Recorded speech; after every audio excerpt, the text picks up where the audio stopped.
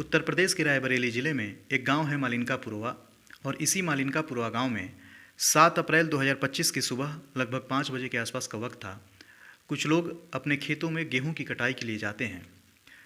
गांव से लगभग 200 मीटर की दूरी पर ये खेत थे और सारे किसान अपने अपने खेतों में गेहूं की कटाई कर रहे थे।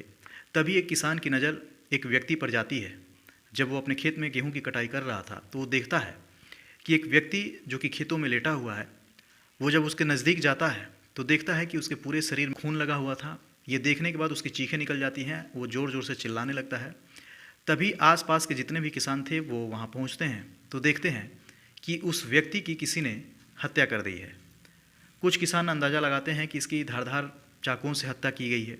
फिर उनमें से कुछ किसानों ने कहा कि इसकी गोली मारकर हत्या की गई है। तमाम लोग तमाम बातें करते हैं। तभी उन्हीं में से किसी ने कहा कि अरे ये तो रूबी का पति है।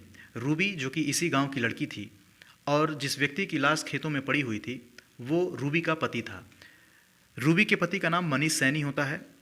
मनीष सैनी रायबरेली के महाराजगंज थाने का एक गांव लगता है गरीब का पुरवा, तो इसी गांव का मनीष सैनी था।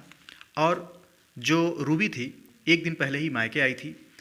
खैर, रूबी को लोगों ने ये खबर दिया। रूबी रोते हुए खेतों में पहुंचती है। वो तेज़ी से चिल्लाना शुरू कर देती है। किसी ने पुलिस को फ़ोन कर दिया। मौके पर पुलिस आती है।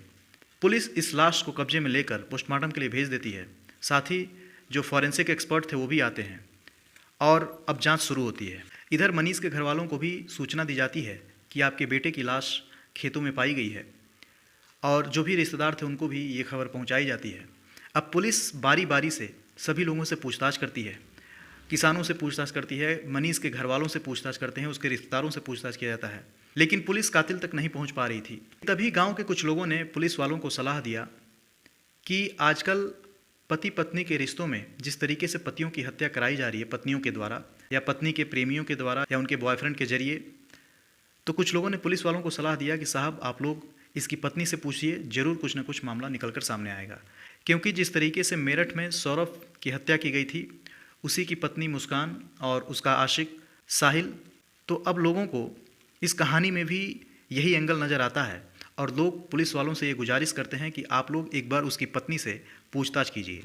क्योंकि इसकी पत्नी इतना रोए जा रही थी कि पुलिस वाले सोचते हैं कि इससे कैसे पूछताछ किया जाए, क्योंकि किसी का पति मरा हो और उससे अचानक से कोई भी पूछताछ या कोई भी छानबीन करना इतना आसान नहीं होता है। कुछ घंटों के बाद जब रूबी नॉर्मल होती है, पुलिस वाले उससे पूछताछ करते हैं। पुलिस वाले जब रूबी से पूछताछ करते हैं तो उसकी बातों में बिना सर पैर की वो बातें किए जा रही थी। पुलिस को वो गुमराह करने की कोशिश करती है। पुलिस वाले जब उससे सख्ती से पूछताछ करते हैं तो ये टूट जाती है। फिर ये पूरी बात बताती है कि कैसे इसके पति की हत्या की गई है। दरअसल रूबी और रूबी के पति यानी मनीष सैनी की शादी लगभग 10 वर्ष पहले हुई थी और इन दोनों से इनके 3 संतानें थीं, 2 बेटा और 1 बेटी। लेकिन कुछ वर्षों से रूबी का अफेयर मनीष के ही गांव के रहने वाला एक व्यक्ति जिसका नाम था सुनील, और इसी सुनील से इसके अनैतिक रिश्ते कायम हो जाते हैं। इन दोनों का आपस में अफेयर हो जाता है और जब भी मौका मिलता था रूबी सुनील के साथ नाजायज़ रिश्ते कायम करती थी। कई बार इसका पति मनीष सैनी ने इन दोनों को पकड़ा भी था, लेकिन रूबी ने बच्चों का कसम खाकर, अपने पति का कसम खाकर, माफ़ी मांगकर और वो बच जाती थी। और चूँकि इसका जो पति मनीष सैनी था वो सीधा साधा था, बार बार माफ़ कर देता था। लेकिन जब बार बार पकड़े जाने के बावजूद भी ये नहीं सुधरती है तो ये अपने प्रेमी के साथ मिलकर एक प्लान बनाती है कि ये अपने मायके जाएगी। दरअसल 6 अप्रैल 2025 को इसके गांव यानी कि मालिनका पुरवा में जागरण और भंडारा का कार्यक्रम था और ये दोनों प्लान बनाते हैं कि वहीं इसको मनीष सैनी को ये चुपके से बुलाएंगे और इसका आशिक यानी कि सुनील भी इसके गाँव यानी मालिनका पुरवा में आएगा और खेतों में बुलाकर इसकी हत्या की जाएगी। ये पूरी प्री प्लानिंग मर्डर था। ये ठीक वैसा ही करते हैं। रूबी अपने पति से कहती है, देखो मेरे गांव में भंडारा है और जागरण भी है, सभी लोग जा रहे हैं, मुझे भी जाना है। एक काम करो, आप भी बच्चों के साथ चलो और अगले दिन हम घर आ जाएंगे। इसका पति ठीक वैसा ही करता है। 6 अप्रैल की शाम ये लोग अपने गांव पहुंच जाते हैं यानी मालिनका पुरवा में। वहां जाने के बाद ये लगभग 8 बजे के आसपास का वक्त था। ये अपने घर वालों से कहती है कि मैं खेतों में जा रही हूँ शौच के लिए और मुझे थोड़ा वक्त लग जाएगा। घर के लोग समझते हैं कि हो सकता है शौच के लिए जा रही है, लेकिन इस बीच में ये अपने फ़ोन पर इस तरह की हरकत करती है जिससे कि इसके पति को शक हो। ये बार बार अपने पति को ये दिखाने की कोशिश करती है इसके नंबर पर किसी का फ़ोन आया है और इसका पति इसके ऊपर शक करे। ये ठीक वैसा ही करता है। मनीष सैनी देखता है कि इसकी पत्नी फ़ोन पर लगातार न जाने किससे बात किए जा रही है। जब ये शाम के 8 बजे के आसपास जब ये खेतों की तरफ निकलती है तो इसके पति को कुछ शक होता है, और यही यानी कि रूबी यही चाहती थी। पीछे पीछे इसका पति भी खेतों की तरफ जाता है और बचते बचाते रूबी इसको देखती नहीं है। हालांकि रूबी उसको जानती थी इसका पति पीछा कर रहा है।